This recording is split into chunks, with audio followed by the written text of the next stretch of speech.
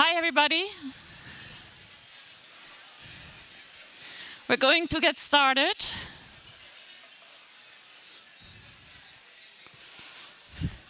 Welcome to our second keynote session. This sounds strange. Does it sound strange to you? It sounded different the last times I was up here. Well, we'll make do with the strangeness for now. My name is Doris Fuchs. I'm representing one of the three organizations that are organizing this conference, the EU 1.5 degree Lifestyles Project. And in this project, we set out to understand what changes are needed at the household level in terms of the broader structural environment to enable us to even get close to the 1.5 degree climate target. We have several panels and presentations throughout the conference, some coming up directly after this. It's a presentation on our thinking lab methodology that we used by Edina Vadovic. And after that, in the session, there will be a World Café looking at where do our results take us, or rather, where do we go on the basis of our results? What needs to happen? And you'll find more information about us. I thought there were slides supposed to be up there. Thank you. You'll find more information about us on our website, as well as at the stall out there. And we put all the resources that we publish, also in terms of guidelines for policymakers, but also information for citizens up there to be widely used and disseminated. So in our project, we pinpointed what are the most important changes that need to happen at the household level, what are the most important structural changes that need to happen. Well, we also show how extensive these changes are at both levels that are needed, and what challenges we face on the road ahead. Now, we all know, I think we all are aware, that we face these challenges in increasingly difficult political times. And if you want to talk about that, about how to have tough conversations in tough times, please look around for these postcards or get them from Lea or Paula. This is a conference we're hosting in Berlin in December, so please feel invited to that.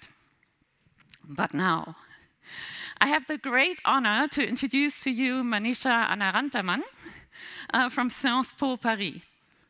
And Manisha very appropriately describes herself as a multidisciplinary scholar working on the politics of the ecological transition. And what I really like about your work, Manisha, is your broad understanding of politics, which comes from your critical theory perspective, of course, which Manisha combines with participatory approaches and ethnographic approaches. And with this perspective, she can then, focus on the role of power relations and political and economic ideologies, to things also very close to my research heart, but also on the everyday sustainability practices and social cultural identities, and how these all come together and impact how we define and how we organize things like sustainability or environmentalism at different levels. And she also brings to everything, of course, a particular focus on intersectional inequalities. I very much urge you to read her recent book, Recycling Class. And I also want to point out that beyond her relevant and interesting and impactful research, Manisha also is just a wonderful person to work with. She has so much energy, she has so much spirit and creativity. And that doesn't only make her a great person to work with, it also makes her just the right person to talk to us at this after-lunch hour. Manisha, please. Thank you, Doris. So kind. Appreciate it. Okay. Right. Yeah, so I have been brought here to keep you awake.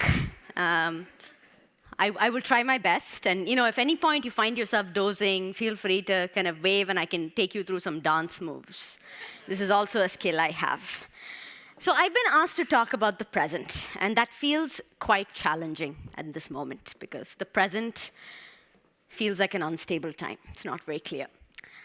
But as I kind of lean into this and think about what to share with you, I thought I would start with this reflection that the present, our present, looks different based on where we are looking from, where we are situated in the world.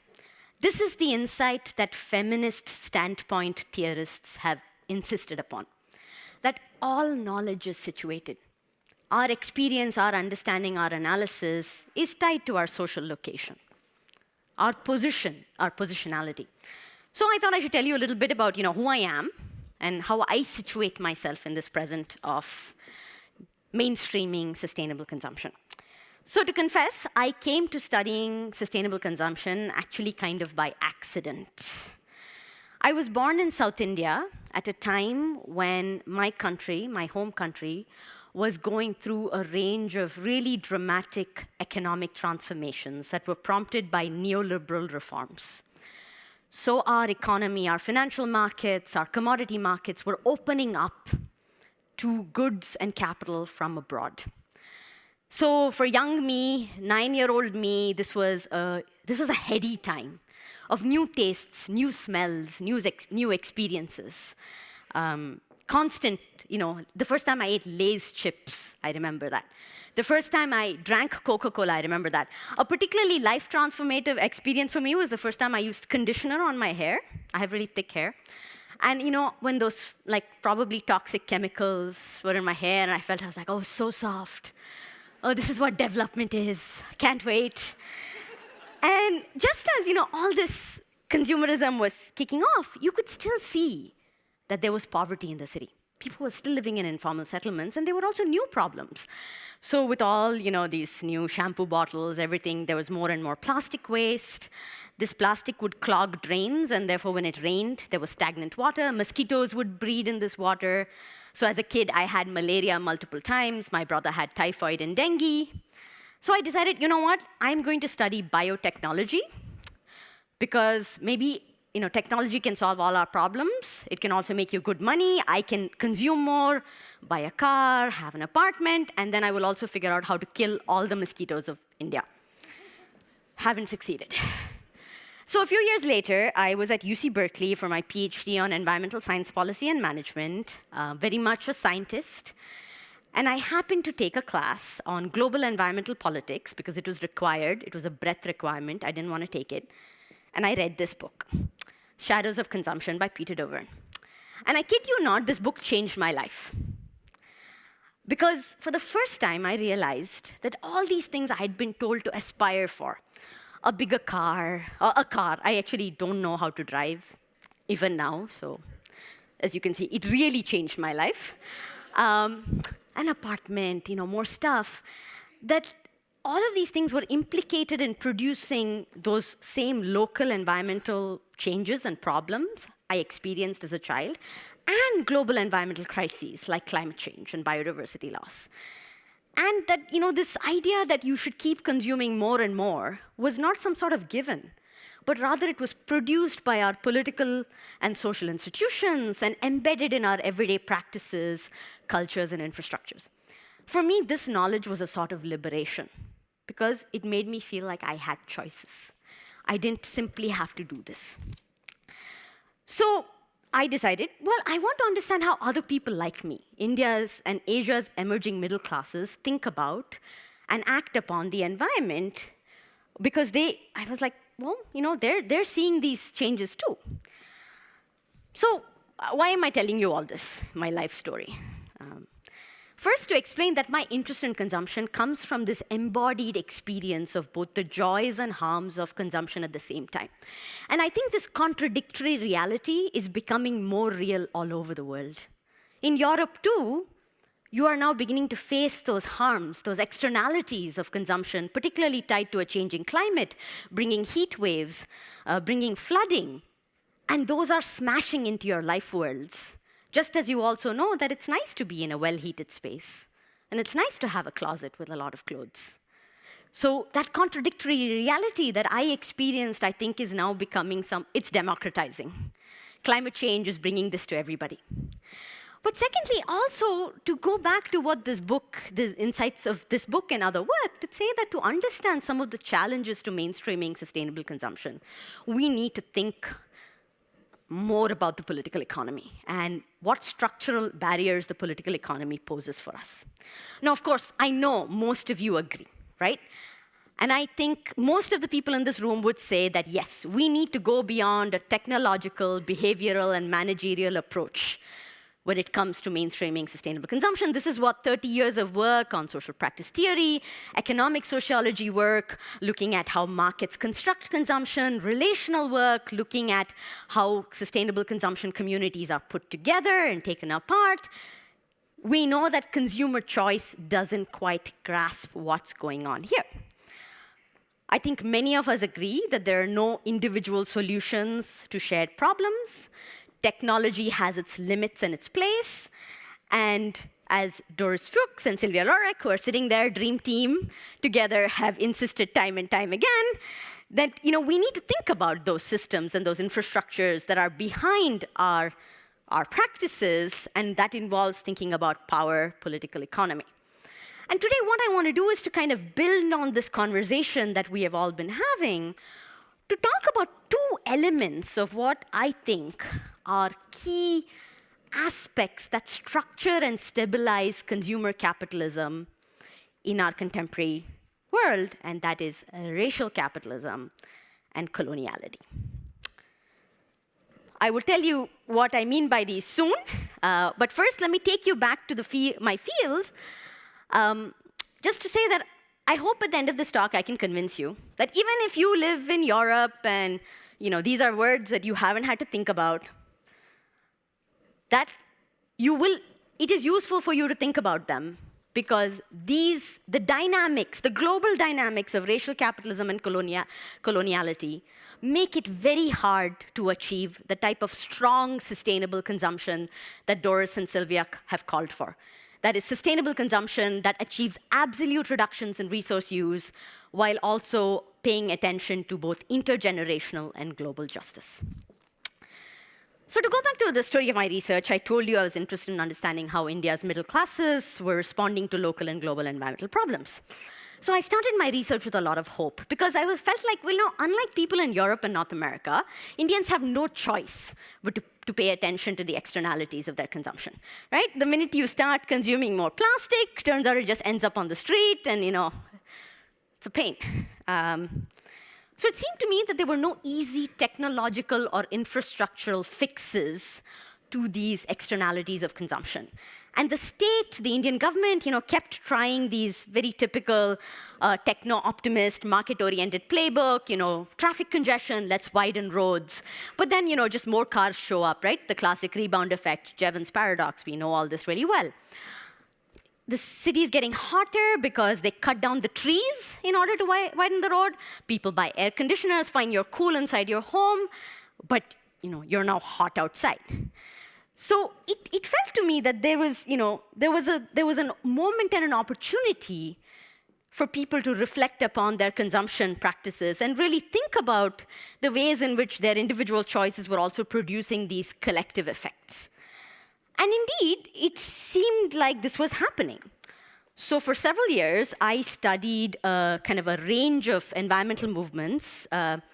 So people who were deciding to go car-free and ride bicycles, people who were kind of building these community-based zero-waste management programs in their homes and neighborhoods, composting their waste, as well as growing their own food and sharing this in small-scale farmers' markets. And it really seemed like there was, in the city that I was doing a lot of my work, Bangalore, India, Bengaluru, that there was a vibrant community of people who were beginning to see these local environmental impacts and respond to them by trying to make changes in their homes and neighborhoods, and doing this with a lot of effort, a lot of care work, a lot of kind of relational work. And in the process, they were also beginning to think about things like climate change and biodiversity loss. So they were connecting their life world sustainability issues to these more systemic questions.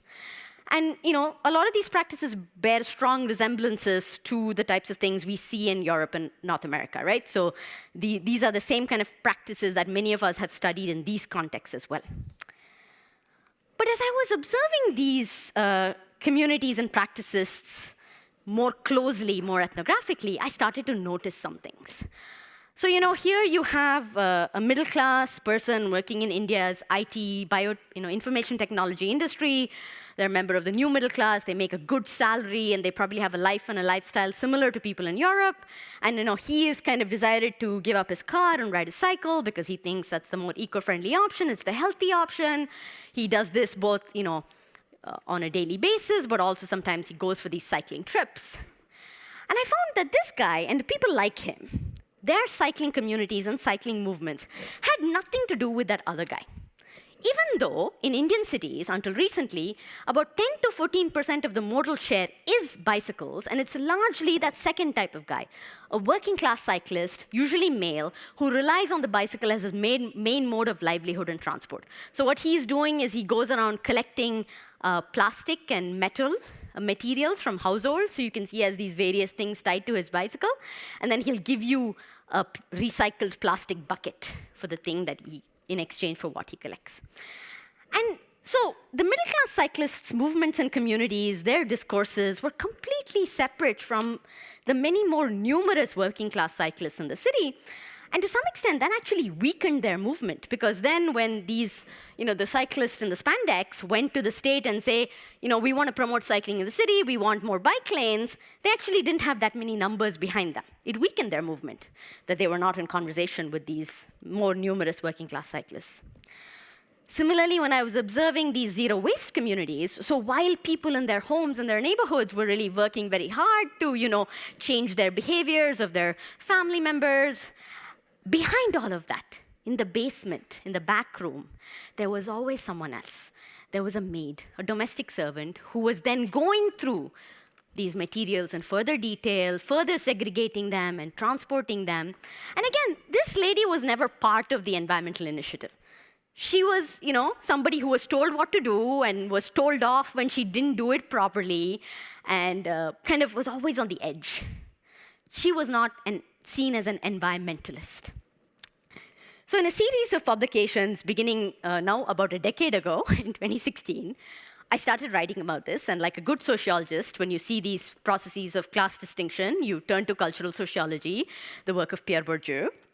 And I started kind of writing about how these green consumption practitioners in India, who were really doing these practices in a context where owning a car and driving a car was an aspirational activity of class identity, right?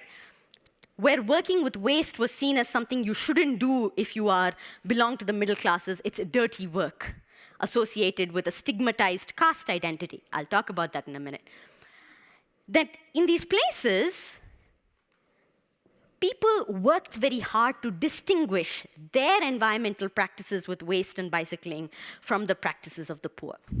And they did this using kind of the images, the skills, and the competencies that they developed in order to share their practices. So fundamentally, these processes of distinction were essential to normalizing these eco-friendly practices amongst the middle classes.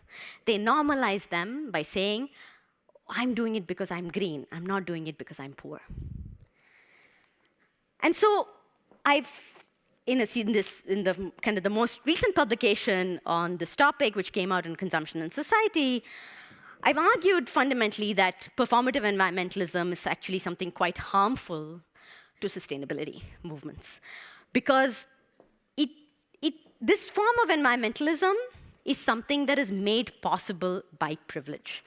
So in the contemporary and current political economy, the practices most associated with and celebrated as sustainable or enlightened are accessible only to those who either have surplus time or surplus money to go green, which is actually not that many people.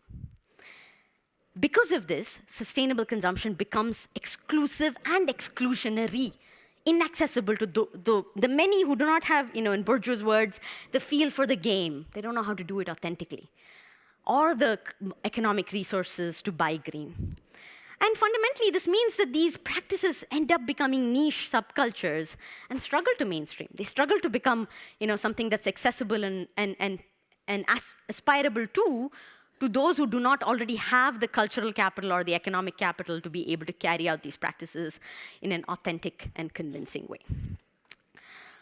And I think these dynamics of distinction within green lifestyle movements have consequences for who participates in the debates around sustainable consumption and sufficiency, who sees themselves as, having a voice or a say in the room. And, as I spent more time kind of thinking about this, right, and especially like when I read quotes like this saying, in our country, if you spot a cyclist, you assume they're cycling because they don't have money, so wear this T-shirt so you can get back your respect.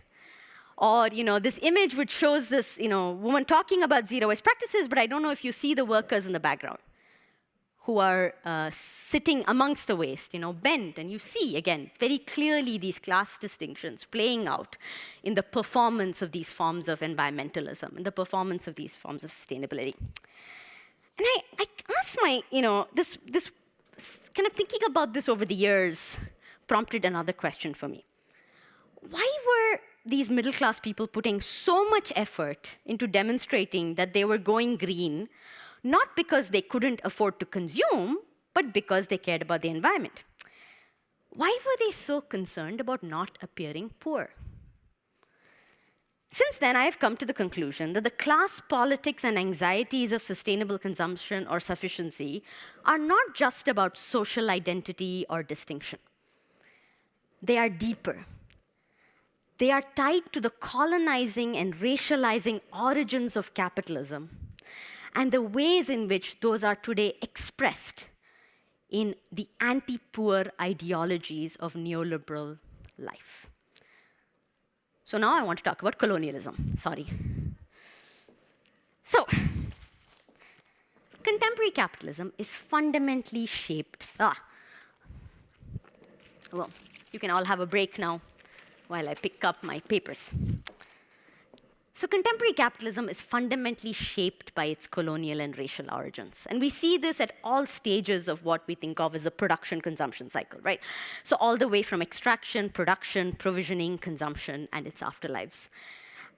And I think that this colonial and racial origins and the ways in which those are expressed today play a fundamental role in stabilizing consumer capitalism because they are the main way in which capitalism solves its crises. When there's a problem, you find a colonial frontier to go fix it. And I'll talk you through why I think this and how I think this might be happening. So let's start with the production piece. And I'm guessing many of you are already familiar with the colonial roots of consumer capitalism and kind of the origin story of capitalism, so I will not belabor this point too much. But several post-colonial scholars, Gurminder Bhamra, Immanuel Wallerstein, Jason Moore and Raj Patel, writing from a more kind of ecological Marxist perspective, have demonstrated that imperial histories were not something peripheral to the development of global capitalism, but actually quite central to how capitalism emerged, evolved, and became the dominant political economic system of our time.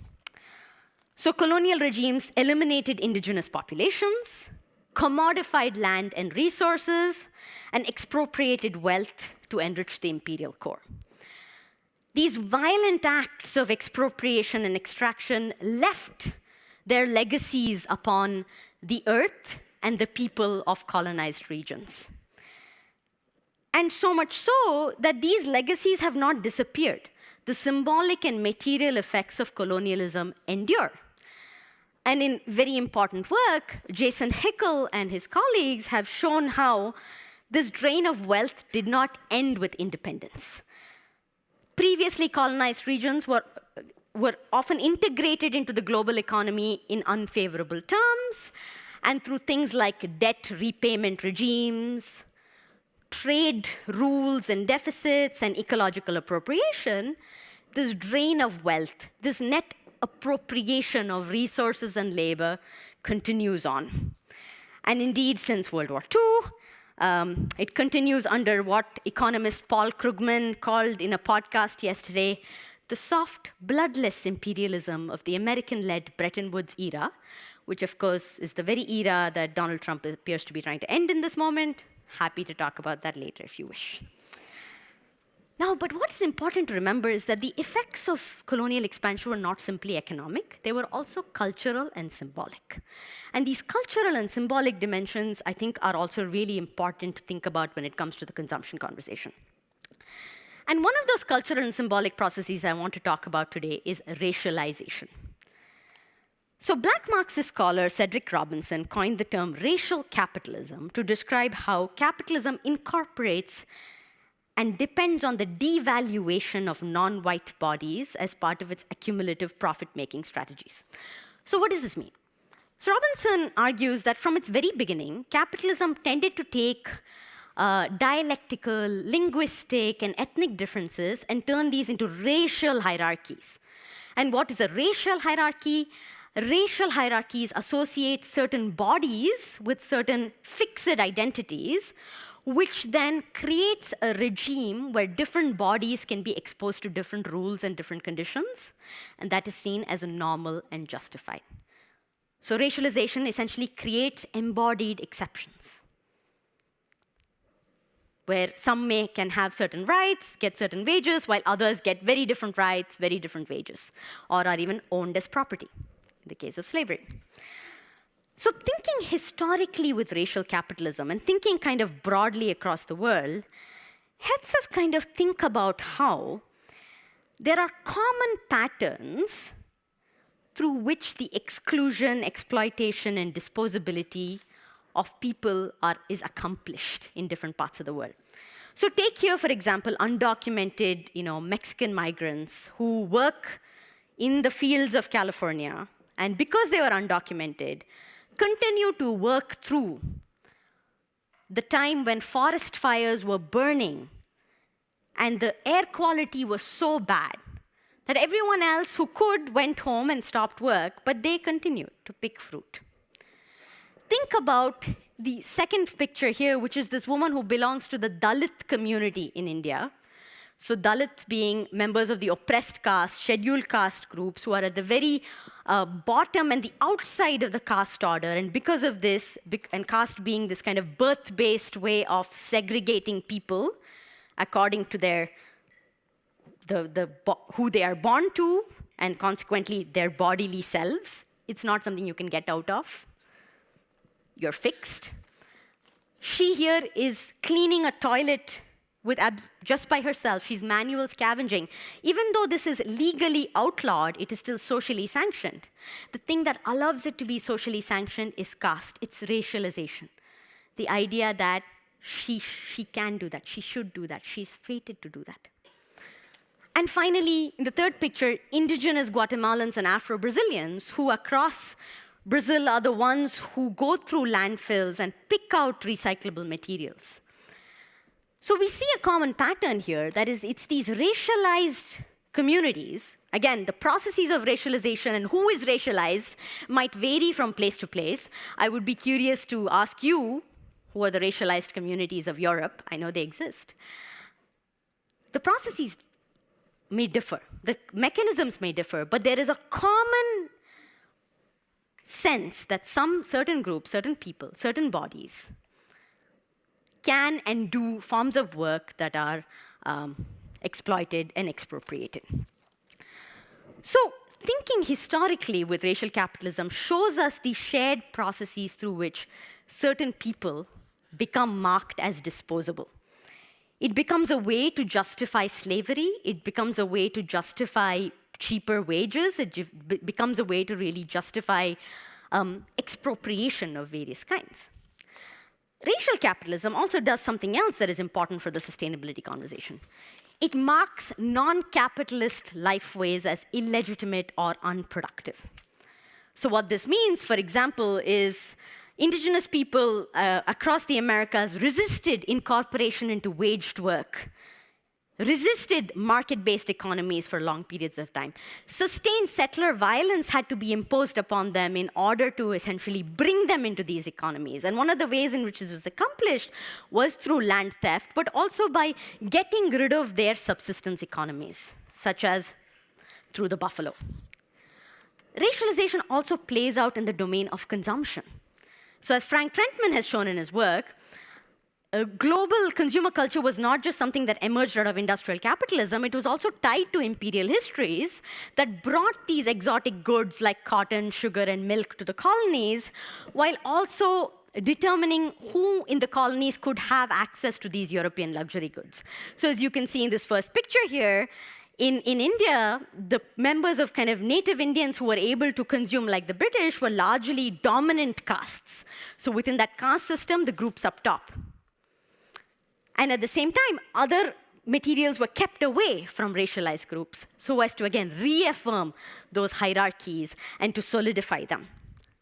Now, when we come to the moment of today, right, and we think about the work of Ulrich Bland and Marcus Wissen, who say that these logics of consumer capitalism, the logics of liberal markets are being unconsciously reproduced through our everyday practices, and it is through that in which the state is able to kind of justify having these relations, these imperial relations, and pursue these policies as something that's necessary and inevitable. Now, the thing is, this is not just something that's happening in Europe. In India, too, the state points to consumption success. It points to the fact that people are consuming more and more to say, oh, but don't worry so much about jobs. Don't worry so much about poverty. These imperial histories are important to keep in mind because these dynamics of racialization have not disappeared. They have just been reconfigured. They have been invisibilized in the contemporary era. And how I want to tell you that I think the way in which they've been invisibilized is around this idea of neoliberal stigma. And I want to spend a few minutes talking about what I mean by neoliberal stigma. So neoliberal stigma, which is a term coined by the communication scholar Rebecca D'Souza, points to the idea that poverty is a product of individual moral failure. So just as you have these societies where consumption and consumers are celebrated, right? Consumption becomes not just a sign of status, but of belonging, of propertied citizenship in a political order. If you do not consume, if you are poor, you do not belong. You are outside. And once the cause of your poverty can be identified as your own failing, your lack of merit, your incompetence, the individualization and the stigmatization of poverty through neoliberal stigma helps hide these historical and structural conditions that produced this stratified and stratifying mechanism of racial capitalism. Instead, it becomes, well, you are not consuming because you were not good enough. You are not productive enough. So neoliberal stigma measures the worth of each person on the basis of their economic productivity and their consuming power. And therefore, those who do not consume are seen as lacking. They are admonished to pull themselves up by their bootstraps, and they're humiliated when they are not. So neoliberal stigma perpetuates an unsustainable consumption in several ways. First, it drives aspiration, because those who do not belong, not only do they not belong in terms of they don't have status, they are actually outside proprietary citizenship. They are not fully included in the polity. So on the one hand, it drives aspiration, because those who do not belong now seek to belong. And the market offerings of cheap credit, discounts, and low-cost retail enable that type of market stratification for expansion. But it also, as I said, conceals structural inequality, because it replaces this overt stigmatization of these non-market, non-capitalist lifeways with market-based exclusion and exploitation. I'll give you a quick example from Bengaluru to show you how this works. So again, the city Bengaluru, where I do a lot of work, in order to promote consumption, it's been developing a lot of infrastructure for consumption, right? So highways for cars, gated communities, shopping malls. How does it go about acquiring land to do this in this very crowded and dense cities? Well, it goes and says, we will evict people living in informal settlements. We will take over parks. Why these places? Why these people? It says because they are illegal. They are unorganized. they are not doing any sort of valuable work. This is informal work. It doesn't produce any value for the city. Similarly, when it needs to find places to dump its waste, it goes to the peripheries. It goes to the commons, the urban commons, where people graze their cows and says, well, this is wasteland. This is not land that's being used for anything productive. So it is in these registers, by deciding what is valuable and what is valueless, which again are registers that come from the very founding original myths of capitalism, that today the city decides what land use is valuable, whose activities are permitted and whose activities are not. So the people who live in slums, the people who are grazing, now do not have livelihoods. And where do they seek their livelihoods? They go to the detritus of waste. More and more people in Indian cities are today turning to waste as their source of livelihoods. They pick through these dumps, these materials, pulling out materials that they can resell or they can clothe themselves with. And even though they provide a vital economic and environmental service, in many cases the informal sector provides more materials and resources than the formal waste management sector, they're seen as dirty, as illegal, as criminal. And this is not just something that matters in India, because turns out waste from Europe is also showing up there. It gets exported. It goes to places like India and other parts of Asia in what Max Le Baron calls as an example of pollution as colonialism. And in these places, it is again these waste pickers who go through these dumps, who pull out the materials that have value, and through that, they make sure that landfills are not overflowing. They reduce the amount of methane going into the air. 58% of plastic recycled is by informal waste pickers and waste recyclers. However, I find in my research on the global politics of the circular economy that these waste pickers and the repairers in the informal economy who have really the knowledge and expertise are very much at the periphery of these conversations and do not find themselves having a voice in these debates. And I won't have much time to go into this, but even when there are attempts to partner with these communities, these partnerships end up reproducing those very racial and colonial logics, where waste pickers continue to do the least paid jobs under the most exploitative conditions. And even if a few members of their communities come out of poverty, many more are left behind in those difficult work conditions.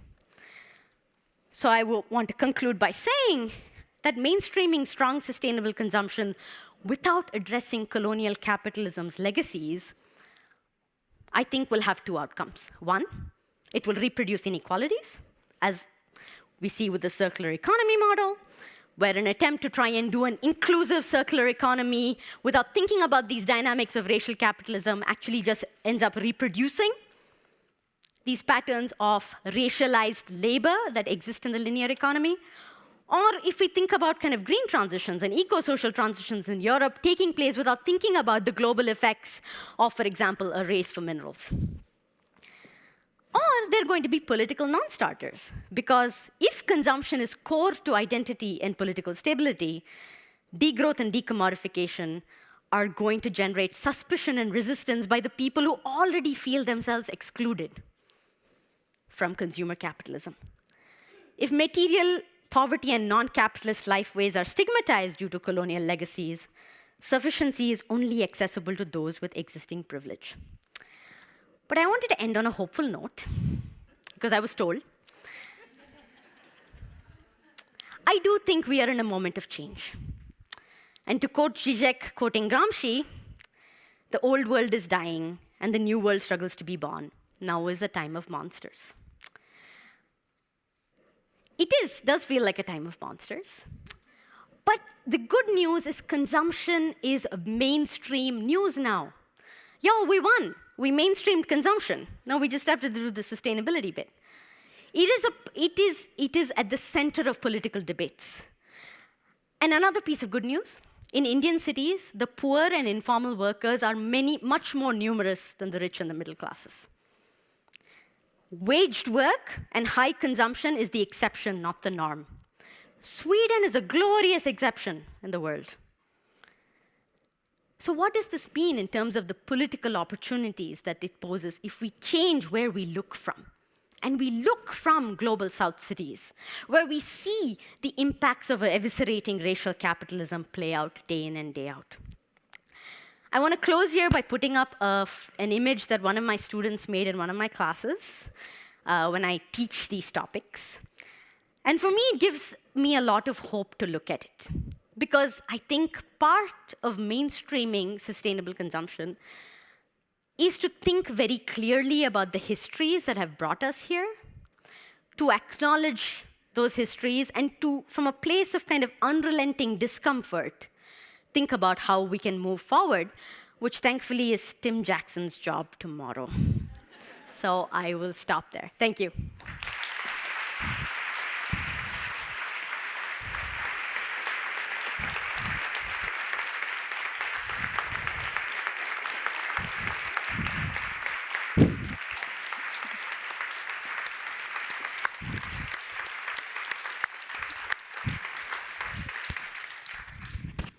Well, I think I didn't promise you too much. So much to make us think about things and question things and go forward, hopefully. Now's the time for your questions. We have 2 microphones ready for you with Matthias and Josefina. So if you put up your hand, somebody will come and bring it to you. Who has the first question? I know, oh, there's one, perfect. Thank you so much, Manisha. That was a very interesting presentation, and I feel like I learned a lot. I'm wondering a little bit about the individualization of poverty and pulling yourself up by the bootstrings. Do you have any ideas of how to kind of change that or make it possible? Yeah, absolutely. And there's a lot of research on this. And maybe one thing I should say is, I think there's an opportunity to connect research on sustainable consumption to other fields of research that are talking about things that are relevant. So, for example, there is a very vibrant field of work called relational poverty studies, which is all about paying attention to kind of the public policies and the social mechanisms that produce poverty, right? That produce conditions of poverty and produce the experience of poverty. So whether that is, going to sign up for your dole, to receiving public housing, how are these experiences setting up a particular experience of poverty as a stigmatizing process versus the ways in which they are opening up opportunities, for example, for people to pursue more sustainable ways of living. I know this is what the work that Sherilyn McGregor, Lucy Middlemis, and other people are trying to do in terms of their joined up sustainable transitions work. So my response to that would be to learn from other fields that have been thinking a lot about those topics, right? So relational poverty studies, feminist economics, and really trying to think about bringing in their theorizations of the dynamics of poverty and to think about how the function of poverty in terms of maintaining unsustainable consumption. There's one up front here.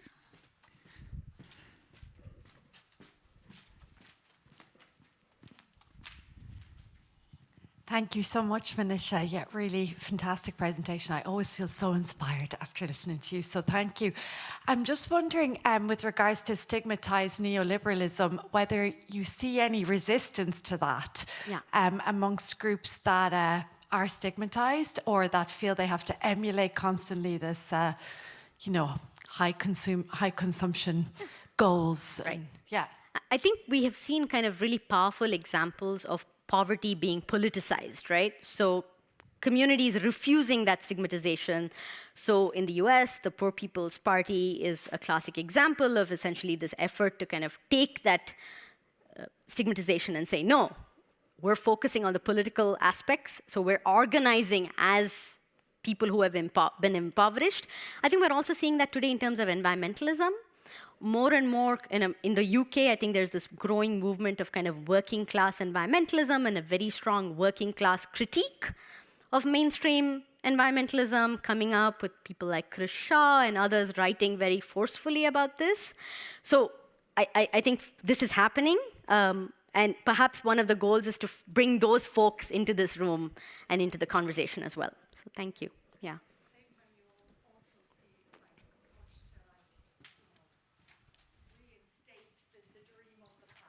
Absolutely, yeah, a nostalgia. Yeah, and I think that's very much implicated in this too, right? The populist right plays on the fact that the economic conditions of people's lives seem to be degrading. They feel increasingly out of control and helpless in the face of that and are looking for someone to blame. So I do think that thinking about that is also part of the story.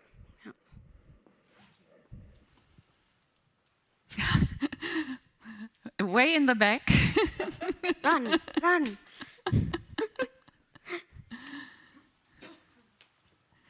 Yeah, thanks, Manisha. Cool as always. I mean, we also have a problem with the way we produce knowledge, the epistemic injustices, and so on. So how can we decolonize our research and also SCORAI, maybe? Thank you. Well, first of all, I want to thank the organizers for giving me an opportunity to speak. Because I feel like for me, that was a big deal, you know? I think the fact that we need to understand these dimensions of consumption and the challenges of consumption from diverse places in the world, diverse standpoints, we need to think about, you know, the ways in which our research is political.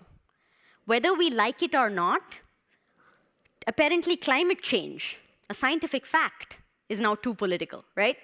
So one thing I think we can ask ourselves as a community is, what are the ways in which the types of research questions we ask, the methods we mobilize, what do those things leave unsaid? This was actually my first big frustration with sustainable consumption research, which I wrote about in 2018, which I felt that a lot of the research focused on kind of these niche green lifestyle practices carried out by white middle-class people in cities, and completely ignored the conditions of oppression that made all of that possible. And I think by expanding our lens and to take into account these background conditions, the care work within the home, the racialized labor outside of it, we have the opportunity to expand the conversation and also invite more people into it. Thank you. Thank you for your presentation. You already said that you might want to talk more about American politics. So I just tried.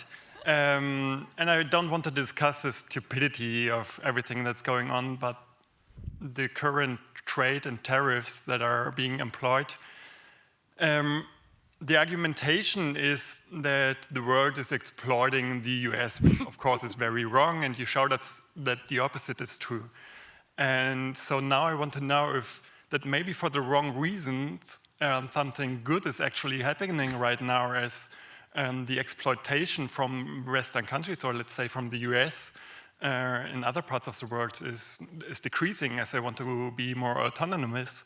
So do you see positive effects when it comes to colonialism and maybe setting boundaries for capitalist exploitations in the world? Yeah, I know. I think that's a really difficult question to answer. But what I will say is, going back to a point I made, all of these processes, colonialism, trade-oriented development, they all leave material legacies, right? So countries, places have been designed now to serve as factories for global economies. That comes at the expense of local ecologies. That comes at the expense of investment in social reproduction. So I think just stepping away is not necessarily in of itself going to help those places and those countries meet their needs. I think it is actually, for me, I think a lot about ideas of reparation. For me, sustainable consumption has always been a world-building project, right? It's about repairing our relations with each other and with the planet. So what is the role also of kind of a reparative dimension to overcome some of these hurts of colonialism? But to answer to your question, is Trump's move going to bring in a glorious decolonial movement? I don't think so. Okay, there's one in the middle, one here up front. Thank you very much for your presentation. I really enjoyed how you linked this kind of niche privilege. So my question here is this middle-class white What are the mechanisms to change that? Yeah. Yeah.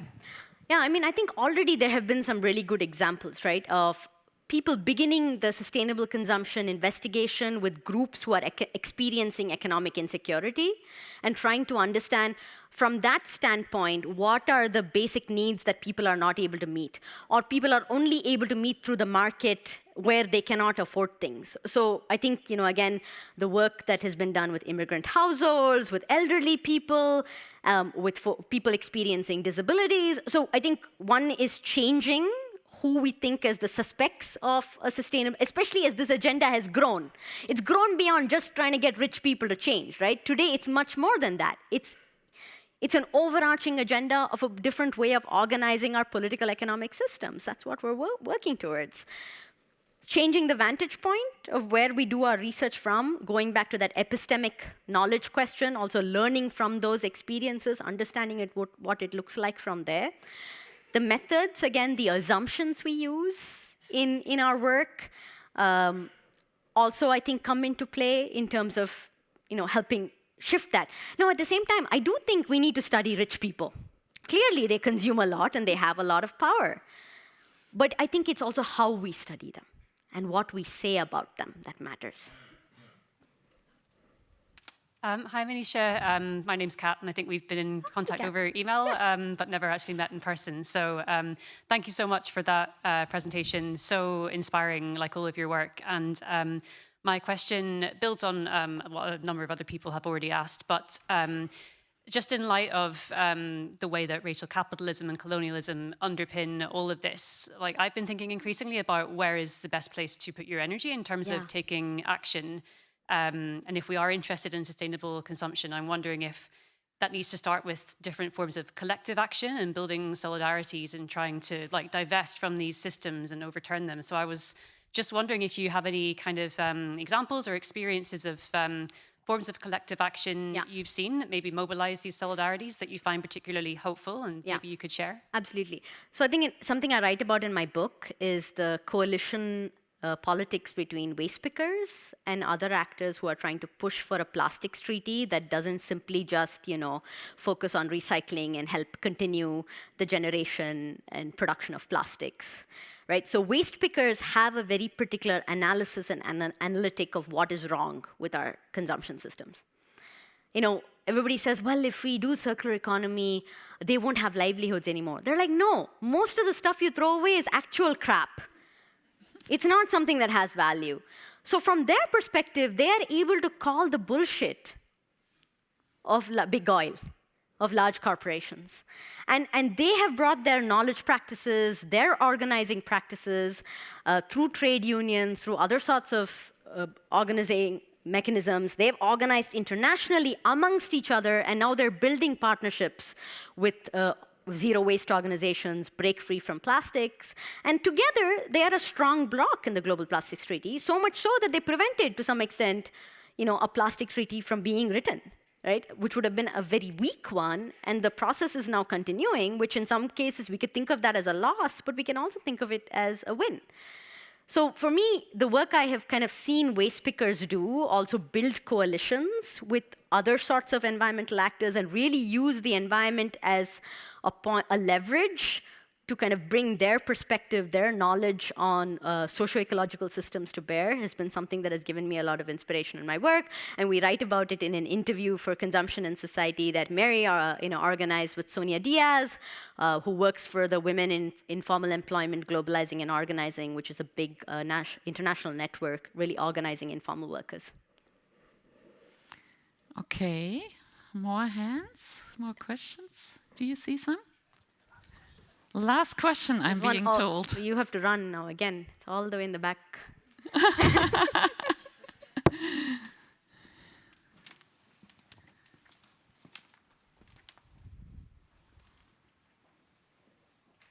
Thank you so much, Manisha. That was very inspiring.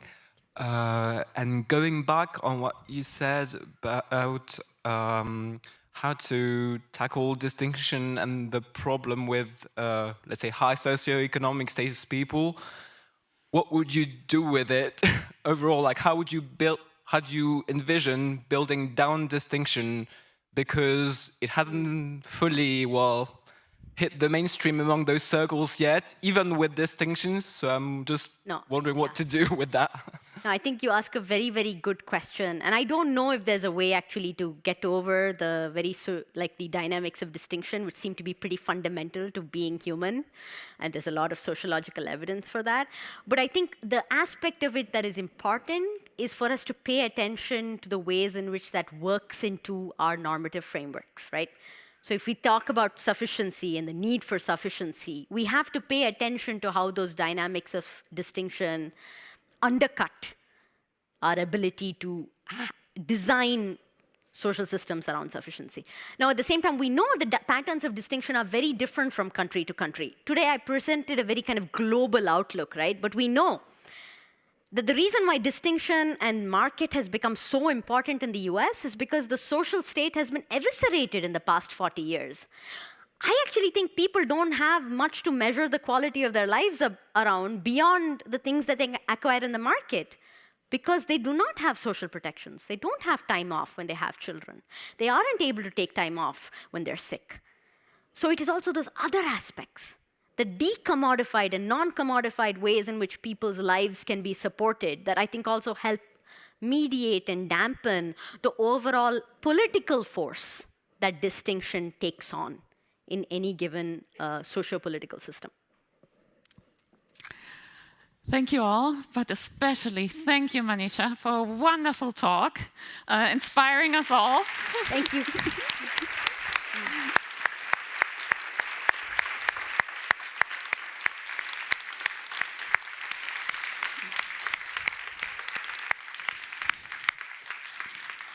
And I hope you enjoy the remainder of the conference.